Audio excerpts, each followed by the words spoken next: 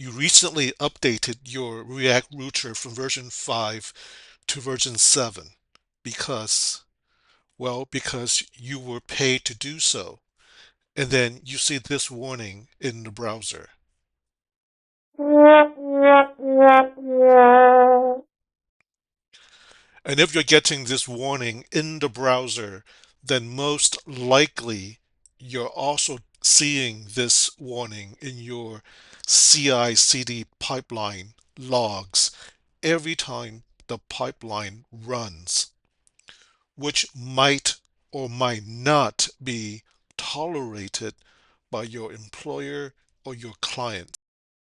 If you have the React Developer Tool installed on your development browser of choice, you can sort of see which part of the app is throwing the warning. Typically, it originates from the routing configuration within your app. This warning has been reported when people use the create memory router hook for server-side React apps and the create browser router for client-side rendering applications, which perplexes a lot of developers. Fortunately, the solution is quite simple if you consider what the warning is literally saying. No hydrate fallback element provided. So based on this logic, the React Router v7 library is throwing this warning whether you use client-side rendering or server-side React rendering. In your code base, find your routes configuration.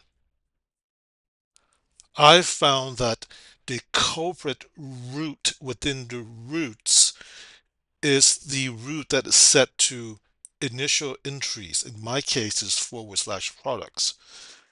So therefore, if the warning is asking for a hydrate fallback element, you simply provide it with one.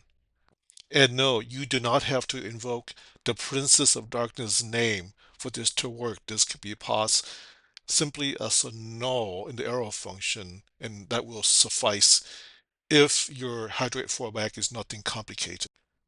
And if you're new to JavaScript, hydration in this case does not mean that JavaScript needs to drink some more water.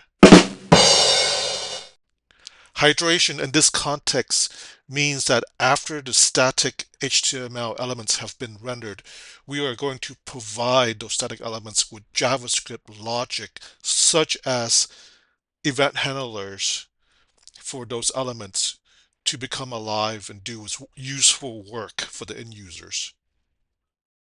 If you have a more complicated hydrate fallback situation, you can certainly create a function for it somewhere in your code base. You just have to import it where your routes are configured and then pass it in as part of the configuration object for your route, like so. Um, Again, if it's just simple getting rid of the warning kind of deal, you can just do something like that and not have to deal with the Princess of Darkness. Going back to the browser, you can see that it's gone. And I've throttled the network to slow 4G so we can see that fallback when we're loading.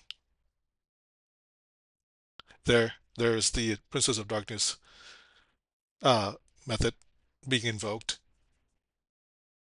Okay. Hopefully that was helpful for you. If you like this video, please consider subscribing to my channel if you're not already a subscriber. Please consider giving it a thumbs up if you liked it. Otherwise, thanks for watching. I'll see you next time.